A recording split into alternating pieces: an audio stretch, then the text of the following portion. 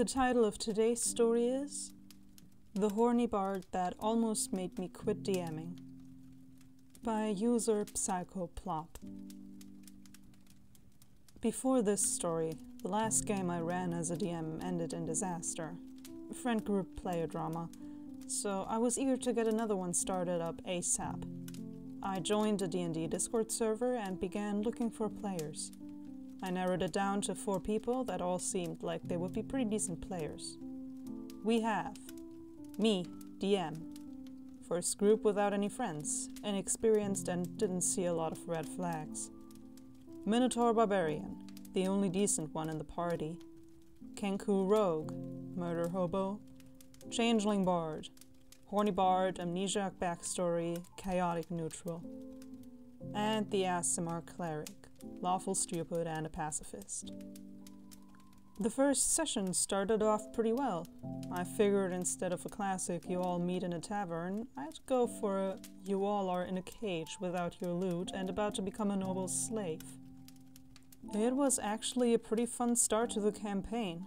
They were creative in their approach of busting out and fighting off the slavers without having any of their stuff immediately. They did end up winning rather easily and freed some of the slaves that were also there with them.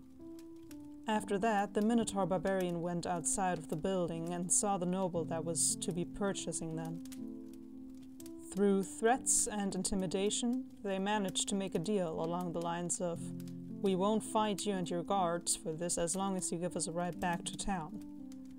While that was happening, the cleric and the rogue argued about excessive violence, that the rogue didn't need to kill and that he could have fought them without killing. Which led to the rogue being edgy and executing one last slaver while everyone boarded up in the carriage and went toward the closest town. Aside from the ending, it was a pretty fun session, and everyone seemed to agree with me. It sounded like there was no ill will between the cleric and the rogue out of session, which comforted me. I assumed that since these people were mature enough to deal with that in-game and not let it bother them out of it, so I ignored it. Gonna skim through the second session since not too much had actually happened. The bard managed to seduce and sleep with the noble that was attempting to buy them as slaves. They found out the main man that had adopted them and put them in cages originally was in town and began to prepare for a conflict. They couldn't attack him directly in town. He'd have the town's guard as well as plenty of his own men to help him. So they went to an alchemist shop and met a stressed-out single mother barely able to make enough for herself as well as her daughter.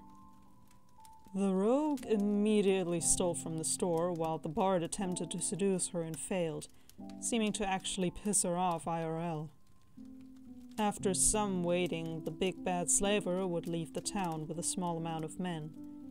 That's about when the second session ended. Again, not a whole bunch of stuff aside from the ending, which I ignored. I assumed that she would be an adult about this. She didn't bring it up or make a super big deal about it, so I just ignored it.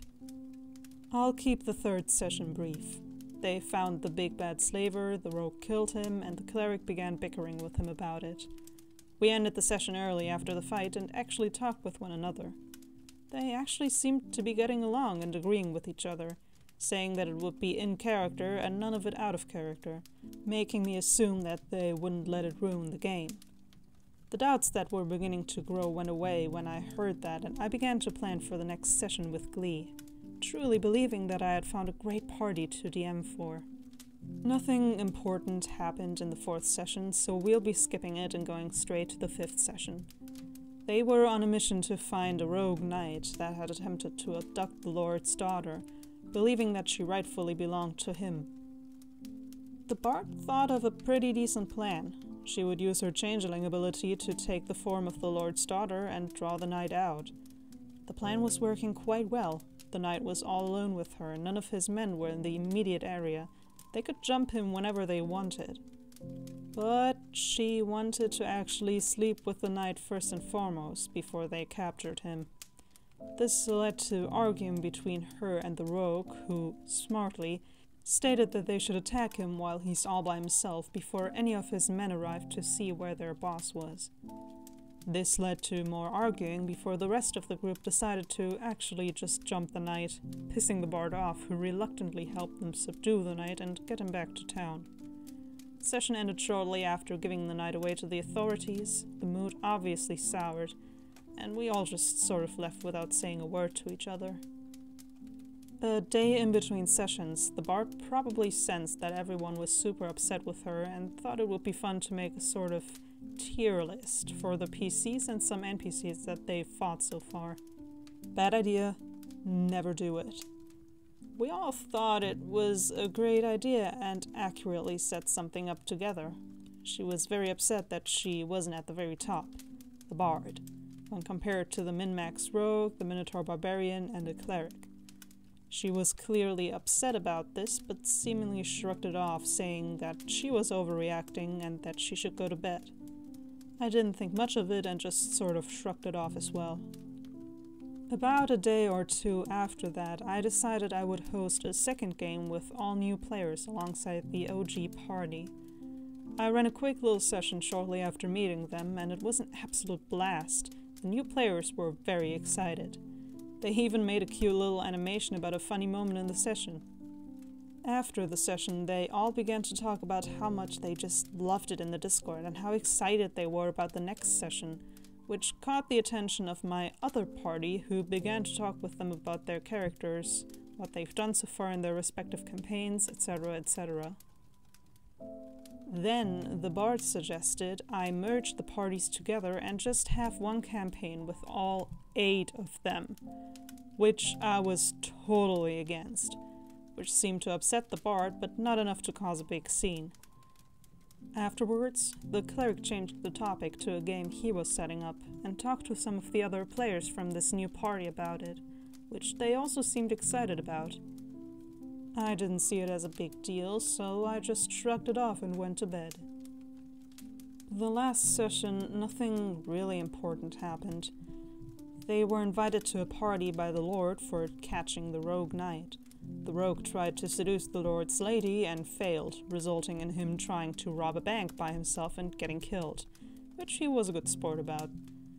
After that, the session ended and he rolled up a swashbuckler rogue with great stats, 18 in dex and charisma. Bart certainly seemed unamused by that, but again didn't make a scene out of it, so I once more decided to shrug it off. It all ended super abruptly. I was chatting with the Minotaur about the cost of magic items and how it was awkward pricing them due to some commons being better than rares, etc., etc. That's when the bard joined in and seemed annoyed that I didn't have that down. She then said something along the lines of, "I've got something for you, DM. Check your DMs." I thought she had some sort of chart or something to help with the prices, so I was actually excited. Only to be left anxious, as it took her half an hour to type up a message that was just a straight wall of hate. She left nothing out, said my Pantheon was trash, my game was trash, my players were trash, that all my NPCs were either Chad, Macho Man, or anime waifus.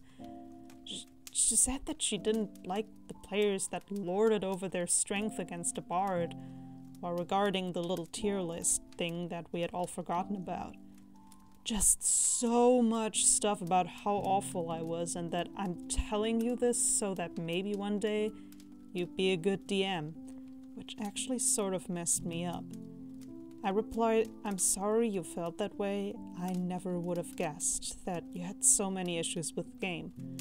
To which she replied, "Oh, that might actually be my fault. I'm just a really good actor, lol." After that, the other party had all but left. I assume she spread rumors to them or something and convinced them I was no good, but I never found out. Her friend, the cleric, had also left, leaving me with the barbarian and the rogue, who also left about a day after once they realized I no longer had any interest in running that game. I was just distraught afterwards, and luckily me and my friends got over the drama shortly afterwards, and I was able to move on from it. I'm currently running a new game with some great players that I just love. I also managed to break the forever DM curse and join a D&D game as a player that a friend is hosting.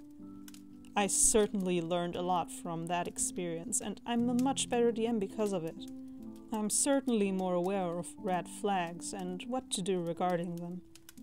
Enjoy my first horror story. I've got a few more that are arguably just as bad if I ever get around to actually typing them up.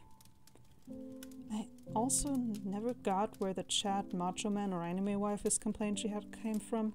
They've met incompetent slavers, a twisted knight, and on the other side story they've met a distressed single mother, a child, and a lord's daughter they barely interacted with.